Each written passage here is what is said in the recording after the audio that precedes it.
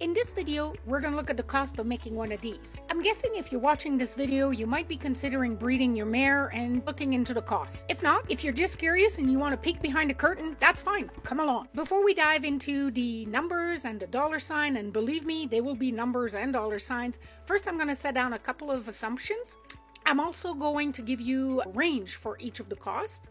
And finally, just to make it simpler, I will put those costs in the chronological order in which you will encounter them if you were to breed your mare. And if you stick around till the end, I will let you in on something else that might help you decide if breeding your mare is something you want to continue considering further. All right, let's go. Assumption number one, I will assume that you already own and lovingly care for your mare. That means that all the costs I'm going to talk about in this video will be incremental to what you already pay to maintain your mare. Just like when you do renovation, you don't consider the price of the house and the cost of your utilities, right? So you only look at the incremental cost of doing the renovation. Same thing here. Number two, you will not be breeding your mare to the most local and convenient horse. You probably have higher expectation for the stud that you will be using for your mare. So I'm going to assume here that you will be breeding by AI because it gives you so much more choice. So depending on what you're looking for your mare or for the intent of the foal, you probably want to have a wider range of opportunities and choices than what's available locally. So think AI from the beginning. Probably safer for your mare, and then of course it's safer for the stallion. If this is your first rodeo, you should stay away from frozen semen. Might look like a good deal, but it actually is much more expensive and trickier to use, so let's stay away from frozen semen. You will be able to find a suitable stallion available fresh for your mares. There's plenty of choices out there. Number three, you have access to a competent vet, one that is interested in getting your mare pregnant. If you don't, it will have implication on the cost. I'll get back to that a little bit later in the video. Let's get into the cost. The first cost, one that you've probably already looked into just because you're curious, is the stud fee. How much does it cost to breed to a stallion? Well, depending on the breed, the discipline, and how accomplished the stallion is, you're looking at between $500 and $3,000. If you think that the cost of the stallion is a little bit steep, you might be considering looking at some stallion service auction that are offered usually at the beginning of the year. You might get a good deal. However, make sure to check my video on stallion service auction. You just got to be aware of certain things before you bid. The link will be down in the description. Second cost will be getting your mare pregnant. I've already covered the cost of AI in this other video. What we got from that video is that it will cost between $700 and $2,000 per cycle. Now, statistically speaking, it takes on average 2 cycles for a mare to get pregnant. So you were looking at between $1,400 and $4,000. Remember when I mentioned earlier that your choice of vet could impact the total cost? If your vet is inexperienced with repro work, distracted with the juggling of other calls and responsibilities in their practice, it could take an extra cycle to get your mare in foal. The reality is that repro work is not rocket science, but it does require good timing. If at all possible, choose a vet that specializes in repro work or one that works with a breeding center to increase your odds of your mare conceiving in 1 or 2 cycles. Now that your mare is in foal, you can start worrying about her carrying to term. If you don't worry, are you even a horse owner? In reality, there's very little you can do to prevent abortion in mare, beyond making sure that she is not carrying twins and that she is healthy. One of the reasons mare abort is a twisted umbilicus in utero. Nothing you can do to prevent that. The other thing is placentitis, which is an inflammation usually due to an infection of the placenta, also something that you don't have a lot of control on. There is, however, one common cause of abortion that is caused by a viral infection.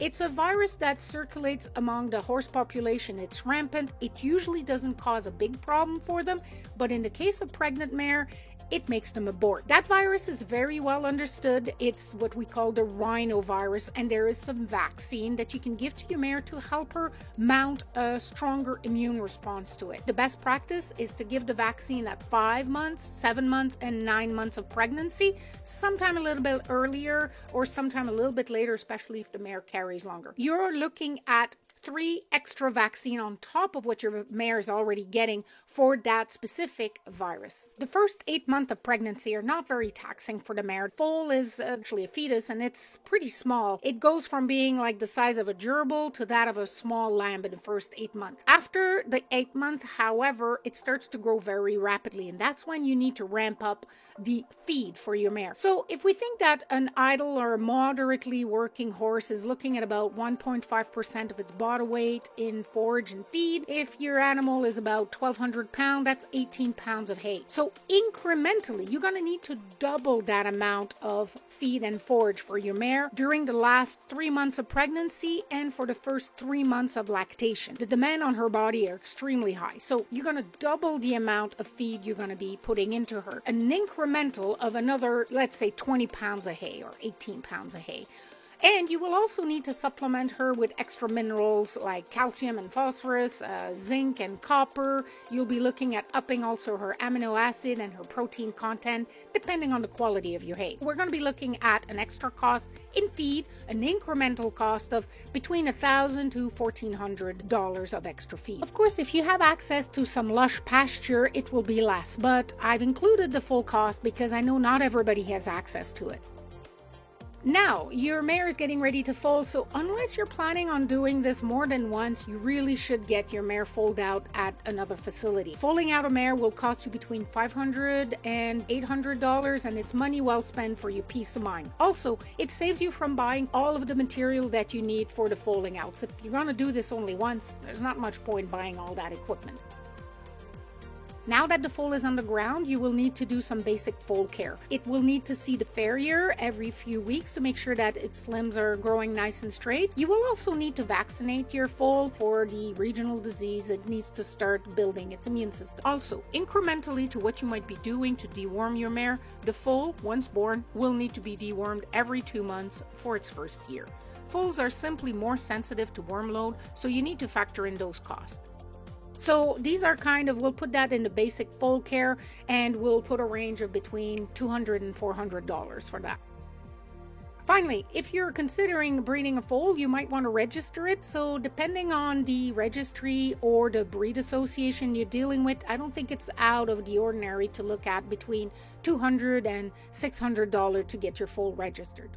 Alright, so up to now, what I've given you is the cost that you will need to pay in order to get that foal on the ground.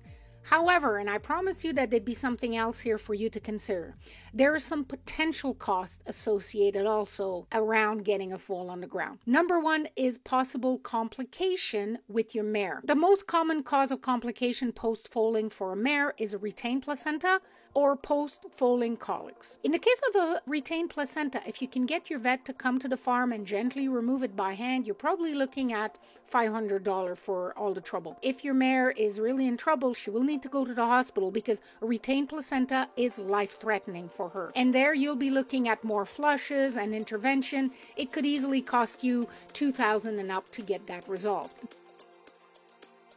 The foal is the most fragile of the two post-foaling. The most common cause of trouble with foals is infections. It could be caused because of a failure of the passive transfer from the mare, not getting enough colostrum from the mare, or sometimes it's just bad luck. The cost for treating a foal will vary quite a bit. If it's just something you can do at home, like giving it antibiotics for twice a day, you're probably looking at $200 to $500 for the cost of the medication. If it requires a plasma transfusion, which is the best way to raise its immunity, you're looking at between $1,000 to $2,000. The plasma will set you back about $800 per bag, plus of course the cost of administration. If your foal ends up in the hospital because it needs further treatment like fluid support and just more help and intervention, you're looking at $2,000 per week and up to get that foal over that bump of that infection and hopefully have a good outcome. There is of course other complication possible that can be more expensive and more complex. Absolutely, that's not the point of this video, because I think now we're stepping outside of the